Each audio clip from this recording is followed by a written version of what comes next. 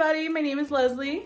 And my name is Denise. And today we're going to be sharing our recipe on Northern style tamales. These are the ingredients for 50 tamales. We start off with dry California peppers. You'll need a pound of those. You will need 5 tomatillos, half of an onion, 2.5 pounds of pork including the bones, 2 spoons of baking powder here, 1 full maseca. You'll also need 2 cups of pork lard, and if you want to substitute that, you can substitute it with vegetable oil. You will need 1 bag of corn husks, 3 garlic cloves, salt, and about a handful and a half, or a half of a handful of chile de árbol, depending on how spicy you want your tamales. And you will need 1 bag of whole cumin. You're also going to need a blender, a large pot to cook your tamales in, a steam rack that's going to go under the tamales, a pressure cooker for your meat, a smaller pot to mix all of your filling ingredients, a large bowl for your masa. Usually when we cook tamales and we prep them for the holidays, we'll use this big one, but for a smaller recipe like this for 50 tamales, you're just going to need a smaller one. You will also need a couple plates and some spoons to spread the masa onto the husks. At some stores, you're also able to buy a masa spreader, and we'll show you how to use that. All right, so the first step is to start cooking your meat, and you will put it into the pressure cooker. I'm gonna go ahead and do that with the bones, so it could have a lot of flavor. And then the onion with the 3 garlic cloves will go in there as well. The salt, we're gonna do 2 tablespoons. All right. Following by 2.5 liters of water. And you're gonna set the heat to a little bit past medium. Cook time in a pressure pot is about 45 minutes. If you're using a regular pot, it will take about 1.5 hours or until tender. All right, the second step is to start soaking the corn husks. While you're doing this, you're also removing all of the debris on there, just wiping it off, and then just have filled the sink here with water, and then you just soak that into the sink. All right, the next step is to put the dry California chili peppers to hydrate. So what my mom's doing now, she's just taking the stem off and putting them in water. Once she is done here, she's gonna go ahead and rinse them and then just leave them soaking again in water for about 2 hours. All right, and my mom's just rinsing the chiles here. And then you can just set these aside for those 2 hours. She's gonna go ahead and cover it, but you don't have to. So next we have peeled our tomatillos and rinsed them off. We have covered them with water, and we will be boiling them until they turn a light green. You're gonna put your heat to high. And like I said, just leave them until they turn light green. All right, at this point we have shredded the pork, so we're gonna go ahead and start the sauce. So here I have the tomatillos that we have boiled, so I'm gonna put those in here. Garlic cloves, so we also need those, so let's put those in there as well. And the whole cumin that we had earlier, we're also gonna put it here. And then we're done with those here. Now we have the California dry peppers that have been soaking for 2 hours, so we're gonna put some of those in here along with that juice that's in there. And I'm just gonna take a small little cup and get some of that juice and put it in the blender. And then you're gonna run the blender until you don't see any more chunks and everything looks like it has been run down. All right, that's good there. I'm gonna set this on the blender. Go ahead and cover it. Please cover it, make sure it covers because it could be really messy. Alright, so after we blend the sauce, we will start getting our pot warmed up here. So let's do that. We're gonna let it warm up really good, and then we're gonna put a couple of drops of the lard in there. There's a saying that if the lard isn't hot enough and you don't hear the sizzle, then it's not gonna be good. So we gotta make sure we don't miss that step. So it's been a couple minutes, so this is nice and warm, and we're gonna go ahead and drop some of the lard. We have let it sit next to the stove, and it's melted, so we can go ahead and put some in. Yeah, we can put the sauce in now.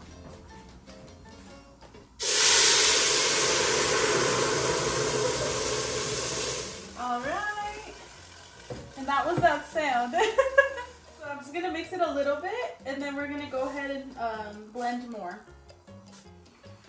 All right, and we're just gonna set this to a high boil, and once it's in a high boil, sorry. Then we're gonna go ahead and put the meat in, okay? All right, so after cooking the pork in the pressure cooker for 45 minutes, this is the result. So we took it out and cooled it, and now the next step is to shred it. So I take 2 forks and just pull it apart. Okay, so now it's time for the manual labor of the tamales. We're gonna make the masa. Make sure you have washed your hands all the way up to your elbows so that they're clean. You're gonna be in there rolling in a second. Got the whole bag of masa. And we'll add about 2 tablespoons of salt, the whole thing. And then you'll do baking powder. Oh, okay. You'll also do 2 tablespoons of that. Next, you have your pick lard that we had over there with the sauce. You're gonna do the 2 cups. We'll just eye it out.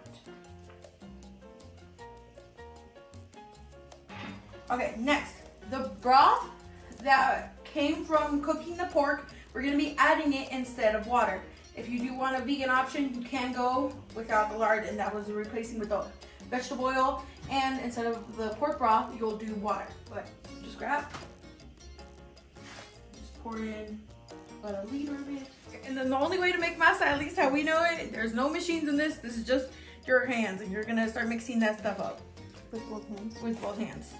Well, we'll do one for right now. Just mix up. And my mom's gonna add in a little more liquid at a time. Okay. Make sure you get the bottom of it scrape. Make sure you've taken off your Apple Watch, because if you don't, it's gonna get covered in masa, and that's hard to take off. Yeah, you're hoping to keep it from getting too runny. If not, you're gonna need more maseca, and it's just continuing adding.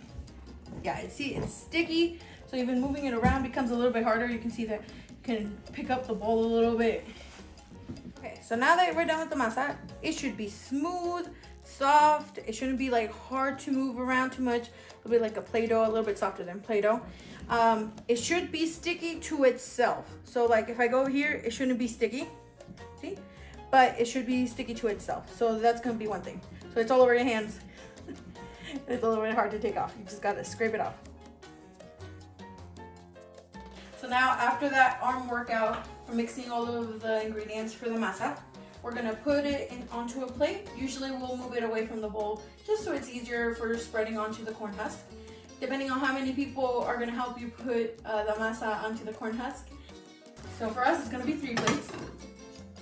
So we try to do it equally because when we do the masa onto the husk, we try to race to see who finishes first. So now we have taken out the corn husks out of the water and put them into a bowl where they're continuing to drain in there. So I'm gonna show you how to do one.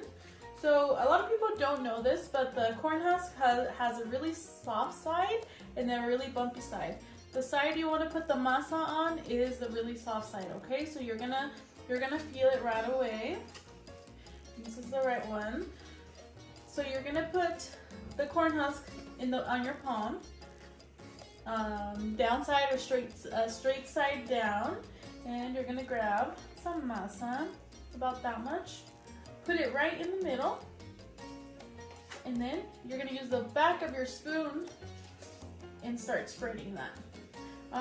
You're gonna go a little bit more than halfway up, just like this. for us, we leave it pretty thin. We don't like to do it extremely thick, and I don't know if you can tell, but that's about how much we leave on there. And then we just start to stack in the middle of the tables. All right, and we're ready to start. It's a race. Just kidding, no, we know my mom's gonna win.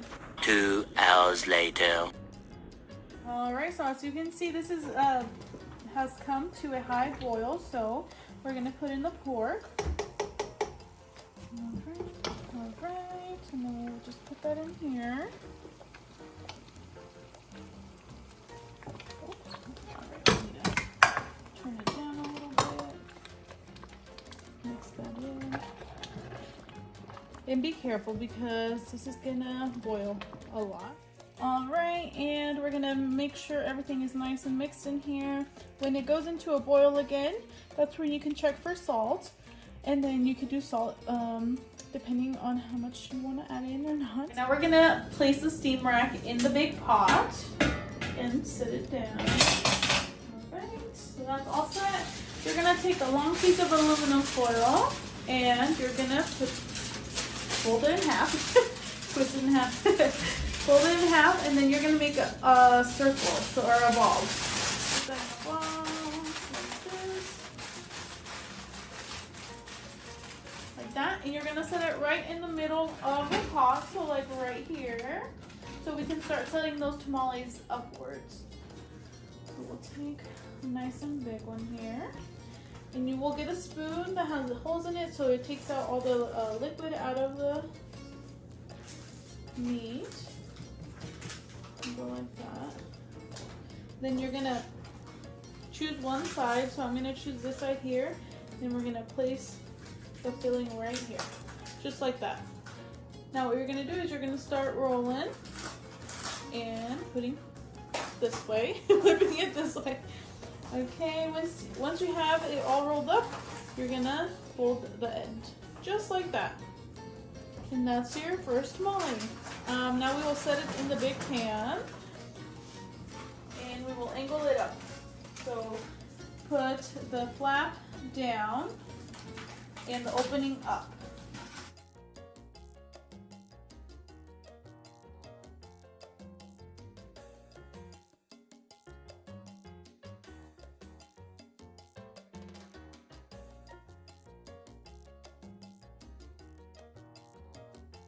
Alrighty, so we have the tamales all filled up here, and now we will cook them. Since we had some leftover chicken broth, we're gonna cook it with that. It's been about an hour and a half, so we're gonna take out our tamale and cool it down a little bit. Alright, and this is the final product. Yay! Yay! Yeah. It's all done. Well, we want to thank you for watching if you watched this whole video, and maybe let us know how your tamale adventure goes. Thank you. Thank you. They're really good. Really good.